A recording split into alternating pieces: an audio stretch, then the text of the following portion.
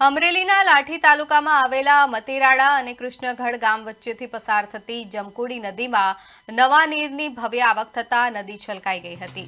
બે ગામો વચ્ચે આશરે 45 કિલોમીટરનો ઢાળ હોવાના કારણે અગાઉ અહીં પાણી ટકતું ન હતું, પરંતુ રાજ્ય સરકાર અને પદ્મશ્રી સૌજીભાઈ ધોળકિયાના સંયુક્ત ઉપક્રમે માત્ર 120 દિવસના ટૂંકા ગાળામાં કરાયેલા જળસંચયના ઉમદા કાર્યના પરિણામે આ મૃતપાય નદી પુનઃ સજીવન થઈ ઉઠી છે। જમકુડી નદીમાં પધારેલા નવા નીરને ગ્રામજનોએ હરખભેર વધાવ્યા હતા, જ્યારે આહલાદક આકાશી દ્રશ્યો પણ સામે આવ્યા છે। આ જળસંચય અભિયાનના કારણે આસપાસના 10 જેટલા ગામોના ખેડૂતોને ખેતીમાં સિંચાઈનો મોટો લાભ મળશે। નદી સજીવન થતા અને ભૂગર્ભ જળસ્તર ઊંચા આવવાની આશા જાગતા સ્થાનિક ખેડૂતો અને ગ્રામજનોમાં ભારે ખુશાલીનો માહોલ જોવા મળી રહ્યો છે।